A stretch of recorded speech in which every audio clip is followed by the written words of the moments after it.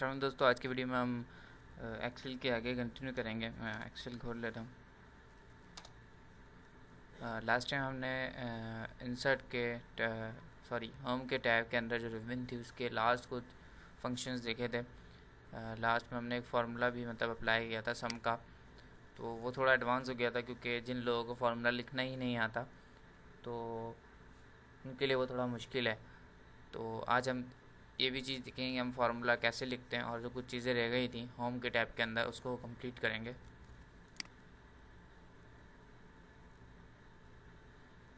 तो last time हमने auto सम तक कंप्लीट कर लिया था, और हमने देखा था कि भाई ये बाकी हम बाद में देखेंगे। लेकिन इन सबको देखने से पहले, इन सबको समझने से पहले हमें फार्मूला पता होना चाहिए। हम फार्मूला क्या होता है और हम इसमें कैसे लिख सकते हैं। एक्सेल में पता होगा वैसे फार्मूला होता क्या है, लेकिन एक्सेल में हम उसको कैसे लिखते हैं तो वो ज़्यादातर लोगों को पता भी होगा, लेकिन ज़्यादातर लोगों को पता भी नहीं होगा। तो आगे पढ़ने से पहले हमें पहले फार्मूला देखना पड़ेगा कि फार्मूला होता क्या है, उसको लिखते कैसे हैं। तो फार्मूले की बढ़ने से पहले कुछ चीज़ें जो यहाँ पे रह गई हैं हम उसको कंप्लीट कर लेते हैं। हमारे पास यहाँ पे ये ऑप्शन रह गया फिल का, ठीक है। तो इसको ट्राई कर लेते हैं ये क्या है, जिससे कि अगर यहाँ पे मेरे पास कुछ नंबर लिखा हुआ है, ठीक है।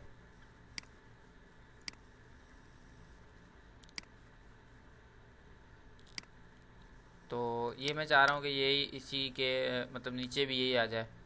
वैसे तो हम कॉपी पेस्ट भी कर सकते हैं, यही चीज़ आपने सिंपल इसको कॉपी करा, नीचे आके पेस्ट कर दिया, कंट्रोल सी कंट्रोल वी। लेकिन अगर आप चाह रहे हैं कि ये इस तरीके से ना हो तो आप मतलब ये पूरे इधर आ जाए कॉलम में, तो आपने पूरा जो कॉलम है सिलेक्ट कर ली, यहाँ आ जाएंगे और डाउन। अच्छा सॉरी, ये मतलब एक ही कॉलम में आएगा, सॉरी एक सेल में आएगा, ये आपने करा और यहाँ से डाउन। तो ऊपर वाली जो वैल्यू आई होगी वो नीचे डाउन आ जाएगी, मतलब नीचे की तरफ भी आ जाएगी। इसी तरीके से यही है, राइट पे भी वही वैल्यू आ जाएगी। आप उसके ऊपर सेल पे क्लिक करेंगे, अप करेंगे तो अप पे भी वही आ जाएगी और लेफ़्ट पे भी आ जाएगी। तो बस इसका ये था फिल का जो ऑप्शन है। अच्छा, उसके बाद नीचे क्लियर का ऑप्शन, तो ये बहुत काम की चीज़ है। क्लियर का ऑप्शन यहाँ पे क्या मतलब, सबसे पहला जो ऑप्शन है क्लियर ऑल, उसके बाद क्लियर फॉर्मेट्स, कंटेंट्स, कमेंट्स और हाइपरलिंक। ये जो चीज़ें हाइपरलिंक ये जो है क्या है, ये हाइपरलिंक कंटेंट कमेंट्स ये हम आगे देखेंगे।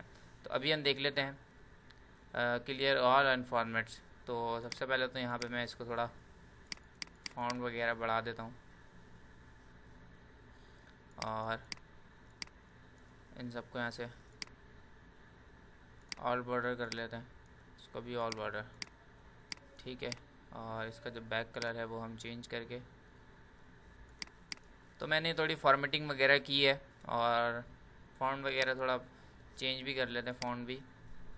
तो सारी जो है फॉर्मेटिंग करनी है क्योंकि हमें क्लियर फॉर्मेटिंग वगैरह ट्राई करना है, क्लियर ट्राई करना है। उसके लिए यहाँ से मैंने फ़ॉन्ट भी चेंज कर लिया इसका। अब हमारे पास जो दो ऑप्शन, इसमें जो पांच है वैसे तो ये, लेकिन अब ये हम दो ट्राई करेंगे, बाकी सबका भी वही काम है।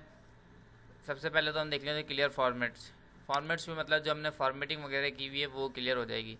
वो कैसे, आपने जैसे सेल पे क्लिक करा हुआ या सिलेक्ट करा हुआ, आप क्लियर फॉर्मेट मतलब जो उस पर आपने फॉर्मेटिंग कलर फाउंड वगैरह जो भी लगाया हुआ था वो सब क्लियर होके नल हो जाएगा बिल्कुल, हद तक उसके बॉर्डर्स वगैरह भी हट जाएंगे, आपको दिख रहा होगा। इसी तरीके से आप पूरा टैग सिलेक्ट करें या जो आपका डेटा है और क्लियर फॉर्मेट, तो आपकी पूरी फॉर्मेटिंग जो है वो हट जाएगी, रिमूव हो जाएगी। इसको कंट्रोल Z कर लिया। अब इसी तरीके से था यहाँ पे हमारे पास क्लियर ऑल। क्लियर ऑल से क्या होगा कि आपकी जितना भी डेटा है जो आपने सेलेक्ट करा हुआ वो सब क्लियर हो जाएगा, जो भी लिखा होगा, अल्फ़ाबेट है, लेटर्स है, करेक्टर्स हैं, जो भी है। तो क्लियर और क्लियर फॉर्मेट अभी देखा, क्लियर कंटेंट, क्लियर हाइपरलिंक।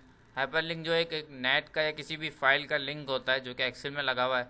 अगर आज जैसे टेक्स्ट लिखा हुआ है इसके अंदर लिंक लगा हुआ है, क्या कंट्रोल के साथ क्लिक करेंगे तो वो फाइल या जो भी चीज़ें खुल जाएगी। तो अगर वो चाह रहे हैं आप सिर्फ वो रिमूव हो जाए तो क्लियर फॉर्मेट। अगर कोई कमेंट्स किए हैं तो कमेंट्स रिमूव हो जाए, कंटेंट तो कंटेंट रिमूव हो जाए, ठीक है। अब इसी के बाद है हमारे पास store A to Z, store Z to A, custom store और फिल्टर।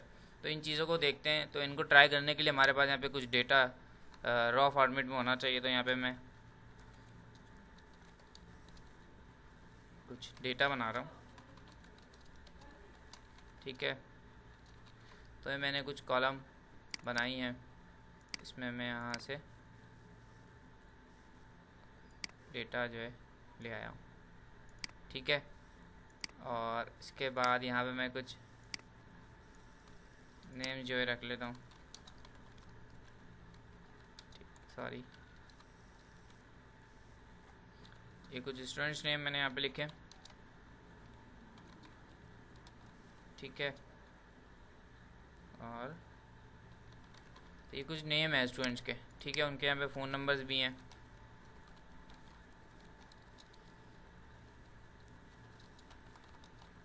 अच्छा, जब मैं नीचे आ रहा हूँ, ये मैं इंटर प्रेस कर रहा हूँ तो मैं नीचे आ जा रहा हूँ, मतलब रॉ मैं नीचे आ रहा हूँ। ये कुछ स्टूडेंट्स का डेटा है, तो मैं चाह रहा हूँ ये जो डेटा है ना वो सॉर्ट आउट हो जाए A to Z, कि ए जिनका नाम जैसे स्टार्ट हो रहा है A से तो वो पहले आ जाए, फिर B से जिनका नाम स्टार्ट हो रहा है वो सेकंड पे आ जाए, तो इसी से A to Z तक ये स्टोर हो जाएगा डेटा।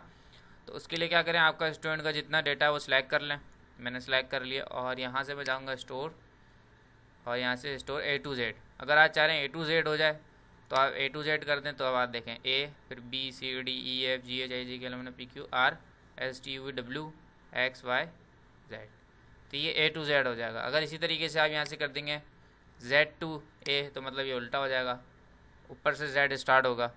तो ये तो स्टोर था, सिंपल है। अब इसके बाद हमारे पास एक ऑप्शन है फ़िल्टर का। फ़िल्टर मतलब ये होता है कि आपके जो डेटा है ना, जो भी आपकी शीट वगैरह में काम हुआ हुआ, कोई एक शीट बनी हुई है, तो वो जो है फ़िल्टर होके दिखे। फ़िल्टर का मतलब जो आप चाह रहे हैं ना, जो मैं बोल रहा हूँ, मतलब जो मैं फ़िल्टर लगा रहा हूँ उस हिसाब से दिखे। तो यहाँ फ़िल्टर जो लगता है वो आपके हेडर में लगता है, मतलब हेड के जो हेडिंग होती हैं किसी भी काम की, तो आप हेडिंग लगाते हैं तो उसकी हेडिंग में फ़िल्टर लगता है। जैसे कि हेडिंग दी हुई है मैंने स्टूडेंट्स नेम, और ये फ़ोन नंबर है, ये है, बताया हुआ मैंने उसे, तो ये हेडिंग्स में लगता है। तो ये हेडिंग्स आप सेलेक्ट कर लें, और यहाँ से जाके जस्ट फ़िल्टर, तो आपके हर हेडिंग के राइट साइड पे एक फ़िल्टर का ड्रॉप डाउन आ जाएगा। इस पर आप क्लिक करेंगे तो आपके पास जो जितने भी मतलब रिकॉर्ड होंगे वो आ रहे होंगे। तो अभी तो हम यहाँ कोई इतना ख़ास फ़िल्टर नहीं कर सकते, इसके लिए मैं यहाँ पे एक और क्लास ऐड कर रहा हूँ। क्लास कॉलम ऐड करिए यानी क्लास, और यहाँ लिख दिया मैंने 5 6 के भाई ये इस क्लास के बच्चे हैं, ठीक है। तो मैंने क्लास भी लगा दी, और मैं फ़िल्टर दोबारा से यहाँ पे लगाऊंगा। अभी मैं क्लिक करूँगा तो फ़िल्टर एक दफ़ा में हट जाएगा क्योंकि पहले से लगा हुआ था। अब मुझे दोबारा से क्लिक करूँगा तो फ़िल्टर क्लास के ऊपर भी आ गया, क्योंकि मैं नेम और फ़ोन नंबर से देखता, तो फिर क्योंकि फ़ोन नंबर चीज़ें सेम नहीं होती ना, फ़ोन नंबर किसका सेम होता है, सेम होता ही नहीं है ना, नाम किसी का सेम होता है। हाँ, अगर नाम सेम हो जाए तो आप नाम से भी देख सकते हो कि भाई जैसे कि यहाँ पे 2 वसी हो गए, ठीक है, लेकिन क्लास देखें अलग है, ये क्लास 6 में, ये 5 में। तो आप ऐसे भी कर सकते हो। आपने सब पे चेक हटाया, सिर्फ वसी, कि भाई मेरे रिकॉर्ड में वसी नाम के कितने बंदे हैं, ठीक है ना। अब इसी तरीके से इसको मैं दोबारा से चेक कर रहा हूँ, ऑल कर दिया। अब मैं क्लास वाइज देखना चाह रहा हूँ, तो मैंने सबसे पहले तो सिलेक्ट ऑल पे से हटा दिया। मैं चाह रहा हूँ क्लास 5 की जो स्टूडेंट्स हैं वो मुझे दिखा दो, क्लास 5 के स्टूडेंट्स दिखा दिए। और क्लास 5 में भी आप चाह रहे हैं कि अगर 2 वसी हैं या जितने वसी हैं वो दिखाओ, तो मैंने सब पे चेक हटाया, मुझे बोला भाई क्लास 5, पहले तो मैंने फ़िल्टर लगा लिया, क्लास 5 का ही लगा हुआ। अब मैंने एक और फ़िल्टर लगा रहा हूँ कि भाई क्लास 5 के अंदर वसी कितने हैं वो मुझे दिखा दो। तो एक वसी था तो उसने एक वसी दिखा दिया। अगर 2 वसी, जैसे अगर हम यहाँ पे एक और ऐड कर लेते हैं, ठीक है, मैं अच्छा इसको अभी पहले डेटा सारा ले आते हैं ताकि किच पेज ना हो जाए। तो मैंने लास्ट में यहाँ पे एक और सीरियल ऐड करा, वसी, कुछ नंबर वगैरह है इसका, और ये भी क्लास 5 का है, 2 नेम है वसी के। सबसे पहले मैंने फ़िल्टर लगाया क्लास 5 का।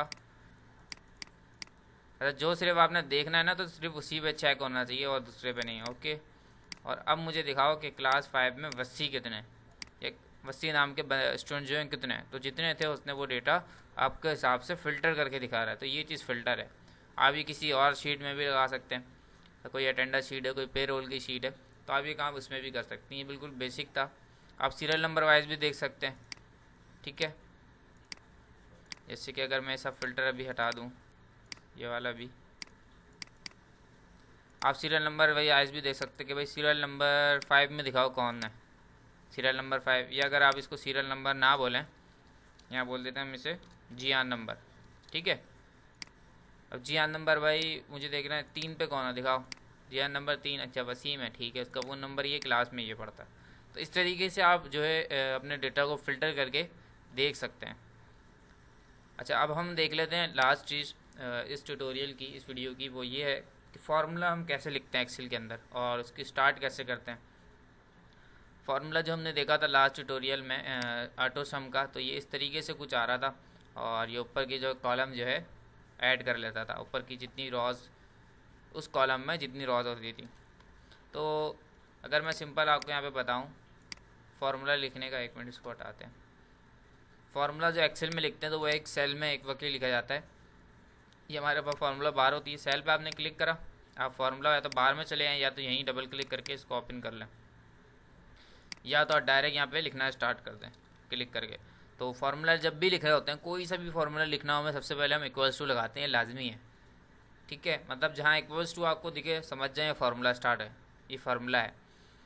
अब यहाँ पे अगर मैं नॉर्मल सम का फार्मूला लगाऊँ तो कैसे लगाना होगा, तो सम के फार्मूले के लिए मुझे 2 नंबर चाहिए होंगे। बेसिक बता रहा हूँ मैं, 2 नंबर, वो 2 से ज़्यादा भी आप ले सकते हैं। तो 2 नंबर मैं कहाँ से लूँगा, पहले मैं 2 नंबर ले लेता हूँ, इसको हटा रहा हूँ। मेरा पहला नंबर लिख रहा हूँ मैं 13 और सेकंड नंबर, ये 2 नंबर है मेरे पास। ठीक है, इन 2 नंबर को मुझे सम करना है। मैं यहाँ पे इसका, ठीक है, ये नंबर 1 है और ये नंबर 2 है, और यहाँ मुझे इसका दिखाना है रिज़ल्ट इस वाले सेल में। इस वाले सेल में मुझे रिज़ल्ट दिखाना है, तो मैं यहीं पे फार्मूला लिखूंगा क्योंकि यहीं पे रिज़ल्ट आएगा। तो सब फार्मूला लिखना है, इक्वल्स टू मैंने लगा दिया। अब मुझे इन दोनों नंबर को सम करना है, तो मैंने यहाँ पे लिखा सम का फार्मूला, ब्रैकेट ओपन। तो फार्मूले जो है हमारे पास यहाँ पे मौजूद होते हैं। ठीक है, सब टोटल जो भी सारे मौजूद हैं इसमें हम आगे देखेंगे। तो सम का मैंने फार्मूला अभी क्योंकि करना था तो मैंने सम और यहाँ पे ब्रैकेट ओपन। अब वो आपसे क्या मांग रहा है, नंबर 1। तो आप क्या करें, सिंपल आप अपना यहाँ से नंबर सेलेक्ट कर सकते हैं। सेलेक्ट करेंगे तो उसने एक सिलेक्शन बना दिया आपके सेल के ऊपर, जो नंबर है उसके ऊपर। और यहाँ अगर आप गौर से देखें तो आप जो फार्मूला लिख रहे हैं वहाँ पे क्या आया है, वहाँ पर आया है G3। G3 क्या है, G3 अगर आप देखें, एक मिनट, यहाँ पे मैं क्लिक, सॉरी, इसको मैं ऑन कर रहा हूँ और मैं यहाँ पे लिख रहा हूँ अगेन G3। तो G3 देखें है क्या चीज़। मैं इस सेल पे क्लिक कर रहा हूँ, जो नंबर है मेरा G3 जो है मेरा सेल नेम है। ठीक है, तो वो सेल नेम के अंदर से वैल्यू उठा के प्लस कर रहा है, सम कर रहा है। अब जैसे दूसरा नंबर मुझे देना है, इसमें मैंने इसको उठाया, अब वो क्या बोल रहा है, पहला नंबर दो, फिर उसके बाद कॉमा लगाओ, मैंने कॉमा लगा दिया। अब वो बोल रहा है मुझे सेकंड नंबर दो। तो सेकंड नंबर हमारा कहाँ है, अगर आप गौर से देखें तो हमारा H3, क्योंकि इसका सेल नेम क्या बन रहा है, H3 बन रहा है ना, ये H है और ये 3 है। जैसे कि हमने पिछले देखा है सेल नेम कैसे बनता है, कॉलम नेम और रो नेम मिलाकर एक सेल नेम बनता है। तो मैं यहाँ पे ऐसे लिख सकता हूँ H3। ठीक है, तो उसने जो है दोनों नंबर ले लिए एंड एंटर, तो आपका इस सम होकर आ जाएगा। अब यहाँ पे आप अगर वैल्यू चेंज भी करते हैं तो नो प्रॉब्लम, आपका रिजल्ट ऑटोमेटिकली चेंज हो जाएगा, क्योंकि आपने हार्ड कोडेड मतलब खुद से वहाँ नंबर नहीं लिखा होगा। अगर आप ऐसे लिख सकते थे, ऐसे भी लिख सकते थे डायरेक्ट, ठीक है, तो डायरेक्ट भी आ जाएगा रिजल्ट। फिर अगर आपको चेंज करना होगा तो फिर आप यहीं से हार्ड कोडेड चेंज करोगे। तो इसलिए मैं मतलब सेल ले लिए यहाँ पे हमने G3 एंड H3, दोनों को वो सम करके दिखा रहा है। अगर आपको कोई थर्ड वन करना है, अगर जैसे ये वाला सेल में भी जो नंबर लिखा वो भी करना है, ये इसका सेल नेम क्या बन रहा है, H4 सॉरी। तो यहाँ आप इसको फार्मूला बार में आए, ब्रैकेट के अंदर H3 के बाद कॉमा लगाएं। वो फिर आपसे बोल रहा है यहाँ पे देखें नंबर 3 दो, तो नंबर 3 हमारा कहाँ पर आ रहा है, H4 में, यहाँ पे लिखा मैंने H4। तो देखें उसने ऑटोमेटिकली जो सिलेक्ट कर लिया एंटर। तो फिर ऐसे कॉमा लगा के आप जितने नंबर सम कराना चाहें वो एक साथ करा सकते हैं। ठीक है, और ये बात याद रखिए कि जब भी आप एक्सेल में फार्मूला को स्टार्ट करने लगेंगे तो आपने इक्वल्स टू लाजमी लगाना है।